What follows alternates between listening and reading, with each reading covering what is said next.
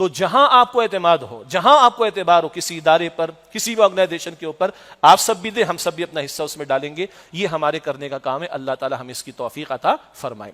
مختصر سی بات میں نے لاہور میں بھی ذکر کیا تھا، یہاں پر بھی ذکر کر رہا ہوں. عوام پیٹرول 300 پہ پہنچے گا، ڈالر 300 پہ پہنچے گا، سب کے سامنے باتیں.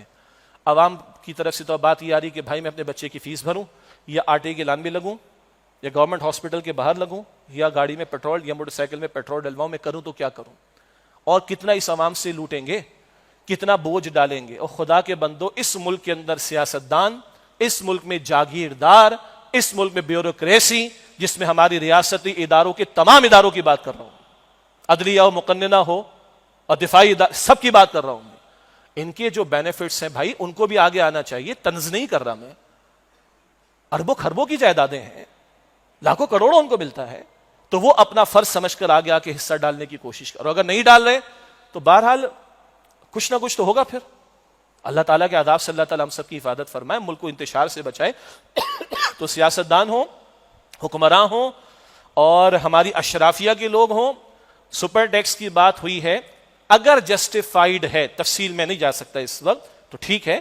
اور یہ کیننس آف ٹیکسیشن ہم پڑھتے رہے الفریڈ مارشل کی اکنامکس کے اندر. یہ تو سیدنا عمر، سیدنا علی کے رولز رضی اللہ تعالی عنہما، کہ جس کی جو کیپیسٹی اس کے مطابق اس سے حاصل کیا جائے. اور آج تو ایمرجنسی ہے. میں ایسے ریاستی اہلکاروں کے اداروں کو جانتا ہوں کہ جہاں پر سردیوں میں بھی اے سی چل رہا ہوتا ہے، کوئی ایشو نہیں. ایک ریاستی اہلکار، اس کا اتنا بڑا بنگلہ، 400 ملازمین وہاں پر، اور شوہر بیوی وہاں پر رہتے ہیں. میں خود دیکھ کر آیا ہوں، دیکھا ہے میں نے. ایک چیف منسٹر ہاؤس کے اندر ایک جمعے کے اندر ایک مرتبہ موقع ملا ہی کراچی کے اندر، کس کے دور میں چھوڑ دیجئے، 50 ڈشیں چل رہی وہاں پر، 3 قسم کے وہاں پر مینیوز لگے، 3 قسم کی گیدرنگز ہو رہی ہیں کھانے کی. یہ A گریڈ ہے، یہ B گریڈ ہے، یہ C گریڈ ہے. What is this naan sense? قوم کے پاس آٹے کی لائن ہے. بعض لوگ نئی گاڑیاں 7-8 کروڑ والی 2022 میں ٹینشن کہ 2023 کا پہلے مجھے ملے گا، میرے فلاں کو ملے گا، ایک ادھر دوڑ لگی ہوئی. ریٹائرمنٹ کے بعد جو بعض لوگوں کے پرکس اور بینیفٹس ہیں، کتنے علاقوں کے گھرانے چل جائیں اس کے اندر، تو بھائی ان سے وصول کیا جائے نا. ان کو بھی آگے آنا چاہیے والنٹری بیسس پر، ورنہ بھارت ان سے وصول کیا جائے. قوم کو کتنا دبائیں گے، کتنا ماریں گے، قوم کو ذبح کریں گے کیا. اور آخری بات، ڈیفالٹ بڑا ڈرایا جا رہا ہے ہمیں. تو بھائی ڈیفالٹ کس چیز کا نام ہے؟ فورن ریزرو نہ ہونے کے برابر ہے. پیمنٹس ہم کر نہیں سکتے، ترقیاتی بجٹ انہوں نے ہمارا کم کر دیا، کنٹینرز ہم چھوڑا نہیں سکتے اپنی پورٹ سے. اور کس چیز کا نام ڈیفالٹ ہے؟ ری پیمنٹ کے لیے پیسہ ہمارے پاس، تو کس چیز کا نام ڈیفالٹ ہے؟ اور بچہ کیا ہے؟ اور یاد رکھیے، وہی اللہ اس کے رسول سے جنگ کی وجہ سے ہے. اللہ اور اس کے رسول سے جنگ. ہمارے تمام سول حکمراں اور ملٹری والے حکمراں کسی نے سنجیدگی سے ختم کرنے کی کوشش نہیں کی. یہ آج مصیبت اسی کی وجہ سے. ختم کرو اللہ اس کے رسول سے جنگ صلی اللہ علیہ وسلم، اور ایمان کی طرف آؤ، اور آنکھوں میں آنکھیں ڈال کر بات کرو. نہیں دیتے تمہیں، مجھے پتا ہے آپ کہیں گے کیا بے وقوفی کی بات ہے. تو باقی ساری جو ہم باتیں کر رہے ہیں آج تک، وہ بڑی عقل مندی کی باتیں، انٹلیکچولی باتیں ہیں. اس قوم کے اندر دودھ کی نہریں بہ گئی، آپ کے میرے بچوں کے منہ میں سونے کا نوالا آ گیا.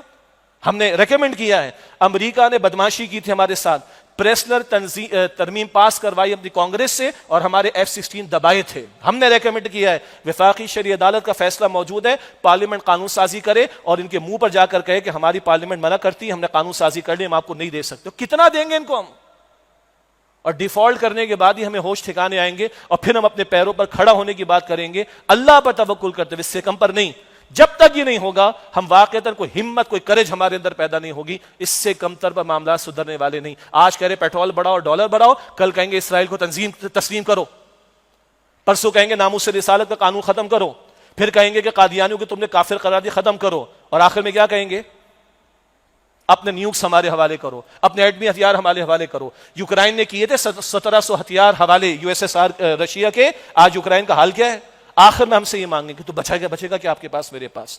تو ہماری بالکل سوچی سمجھی رائے ہے کہ، اور یہ اچھے بھلے لوگوں کی طرف سے بھی آئیے، کرو نا ڈیفالٹ. اور کس چیز کا نام ہے؟ کر تو چکے ہیں انفیکٹ پریکٹیکلی.